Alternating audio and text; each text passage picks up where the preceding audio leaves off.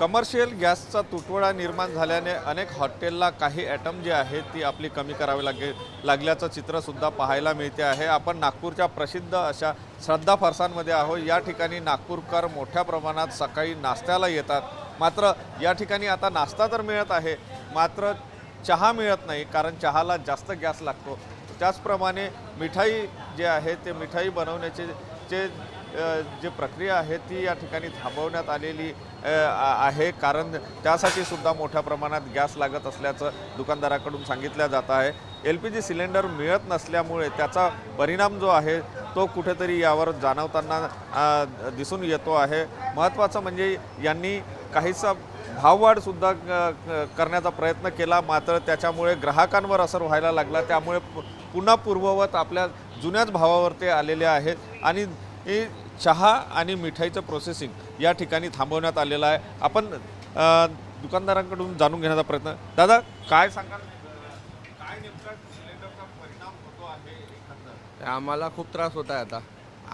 आमचं काम लहान आहे, जास्त मोठं नाही, पण खूप त्रास होत आहे। आमच्याकडे स्टाफ पण आहे, त्यांचं पण पोट आहे। आमच्याकडे सिलेंडर नाही आहे, सिलेंडर भेटत नाही आहे। जी भट्टी होती ऑर्डर केलेली आहे ते आतापर्यंत आलेलं नाही। चहाचे काउंटर बंद केलेलं आहे आम्ही, मिठाई बंद आहे आमची। अजून जेव्हापर्यंत आमच्याकडे LPGचा स्टॉक आहे तेव्हापर्यंत आम्ही राहणार, नंतर बंद करायला लागेल मग आम्हाला काम। दुकान बंद करायची वेळ येईल असं वाटतं याच्यामुळे? गव्हर्नमेंट आम्हाला काही सिलेंडर रिलीज करणार तेव्हा आम्ही काहीतरी विचार करू, नंतर तो बंद करायला लागेल आम्हाला। मग आता तुम्ही सिलेंडर संदर्भामध्ये थोड्या वेळापूर्वी बोलले, काय नेमकं त्यांचं उत्तर आहे, काय नेमकं? त्यांच्याकडे मी बोललो, पण ते आतापर्यंत तेच म्हणत आहे आमच्याकडे स्टॉक नाही आहे, आम्हाला काही अपडेट नाही आहे असं म्हणतात। चहा आणि मिठाईची प्रोसेसिंग जे आहे ते यांना बंद करावी लागली, कारण सिलेंडरचा अभाव आहे, त्याला जास्त गॅस लागतो। त्यामुळे कुठेतरी हा आता दुकानावर परिणाम पडताना पाहायला मिळते आहे।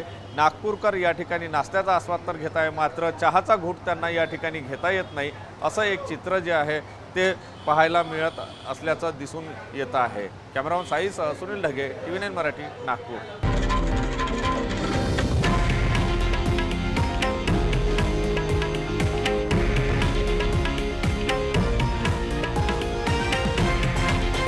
हे आहे देशातील नंबर 1 न्यूज नेटवर्क आणि आपण पाहत आहात TV9 मराठी, एकमेव।